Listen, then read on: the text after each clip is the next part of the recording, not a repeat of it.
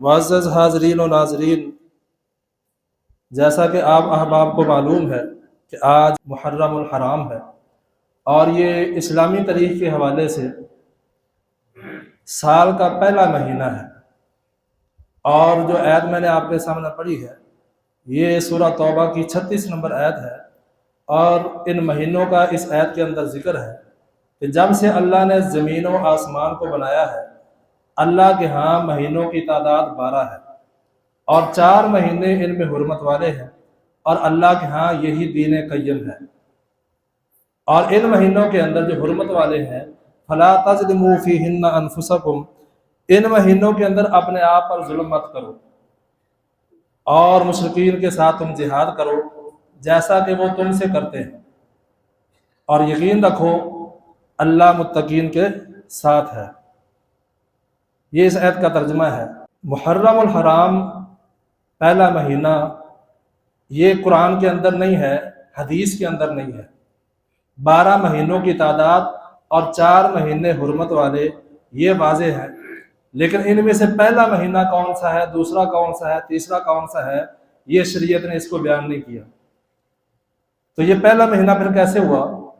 17 ہجری میں سیدنا ابو موسیٰ اشعری رضی اللہ تعالیٰ عنہ ان کے مشورے کے مطابق توجہ دلانے کے بعد جناب سیدنا عمر فاروق رضی اللہ تعالیٰ عنہ انہوں نے پھر صحابہ کو اکٹھا کیا کہ جب ہم لوگوں کو خط لکھتے ہیں، پیغام بھیجتے ہیں، تو اس کے اوپر تاریخ درج نہیں ہوتی، پتہ نہیں چلتا کون سا خط کب بھیجا تھا۔ تو اس حوالے سے ہم کیوں نہ کوئی سال یا مہینہ مقرر کرے۔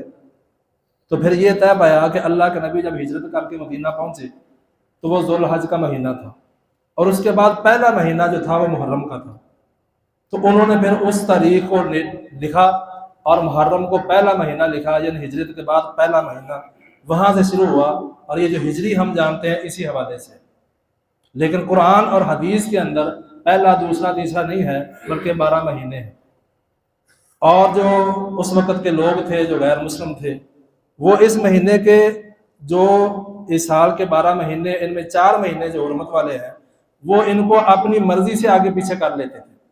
ان کو بھی پتا تھا کہ 4 مہینے حرمت والے ہیں، ان دنوں کے اندر، ان مہینوں کے اندر لڑائی جھگڑا آپس میں بھی نہیں کرنا، ویسے تو نہیں کرنا، لیکن ان دنوں کے اندر خاص طور پہ بھی نہیں کرنا۔ تو وہ پھر 3 مہینے لگاتار اپنے آپ کو روک کے رکھنا ان کے لیے مشکل تھا۔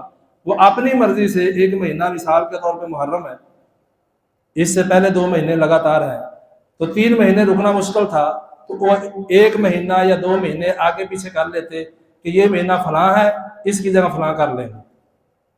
لیکن نبی علیہ الصلوۃ والسلام کی بعثت کے بعد پھر وہی دور چلا، پھر اسی طریقے سے جو ترتیب تھی مہینوں کی وہ بتائی گئی، اور اسی کے مطابق پھر آج تک چل رہا ہے۔ لیکن پہلا مہینہ، دوسرا مہینہ یہ پھر بھی نہیں تھا، یہ بات ذہن میں رکھیں، کہ سمجھے کہ شاید یہ کہ حدیث کا مسئلہ ہے، یہ بعد میں پیش آیا۔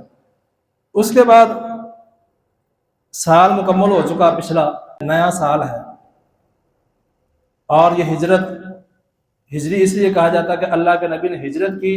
ہجرت کیوں کی، کس وجہ سے کی؟ اسلام کی خاطر۔ اپنے آبائی گھر کو چھوڑا، اپنے علاقے کو چھوڑا، اپنے رشتہ داروں کو چھوڑا، اپنے کچھ صحابہ کو چھوڑا، اور قسم پرسی کی حالت میں وہاں سے نکلے اور چلتے چلتے مدینہ پہنچے۔ کس لیے؟ اسلام کے لیے، اسلام کی بلندی کے لیے، اسلام کی تبلیغ اور نشر و اشاعت کے لیے۔ اور پہلی بات یہ ہے کہ ہم اس فریضے کو بھول چکے ہیں۔ اللہ کے نبی نے اپنا گھر چھوڑ دیا، اپنا محلہ چھوڑ دیا، اپنے سارے معاملات کو چھوڑا، کس لیے؟ دین کی تبلیغ کے لیے۔ اور ہم نے نہ گھر چھوڑا، نہ اپنا سکون چھوڑا، نہ آرام چھوڑا، ہم اپنی پار کے گھر میں بیٹھ جاتے ہیں۔ اور محرم الحرام وہ مہینہ ہے، اس کی پہلی تاریخ کو اللہ کے نبی نے دوسرے غیر مسلموں کی طرف تبلیغ کا پیغام بھیجا تھا، 1 محرم کو۔ تو آج سے ہم بھی اسی بات کا آغاز کریں کہ آج سے ہم بھی تبلیغ کا کام شروع کریں۔ تو ہمیں بھی چاہیے کہ ہم سب سے پہلے یہاں سے اپنا قدم اٹھائیں۔ نیا سال شروع ہو رہا ہے، اور اللہ کے نبی کی سنت بھی ہے کہ آپ نے دوسرے غیر مسلموں کی طرف پیغام بھیجا، دعوت کا پیغام بھیجا، تبلیغ کا پیغام بھیجا کہ تم مسلمان ہو جاؤ۔ تو آج سے ہم بھی یہ کام شروع کریں، کیونکہ تبلیغ کے بغیر ہمارا ایمان مکمل نہیں ہے، تبلیغ کے بغیر ہمارے اعمال مکمل نہیں ہے، اور تبلیغ کے بغیر کامیابی بھی مکمل نہیں ہے۔ کچھ نہ کچھ کامیابی ہو سکتی ہے، کوئی 25%، 30%، 50% مکمل نہیں ہے اس کے بغیر، کیونکہ 4 شرائط ہیں: ایک ایمان، دوسرا اعمال صالحہ کرنا، اور تیسرے نمبر پہ وتواصوا بالحق، لوگوں کو حق بات کی نصیحت کرنا، اور چوتھے نمبر پہ صبر کرنا، تکلیف آ جائے، پریشانی آ جائے، صبر کرنا ہے۔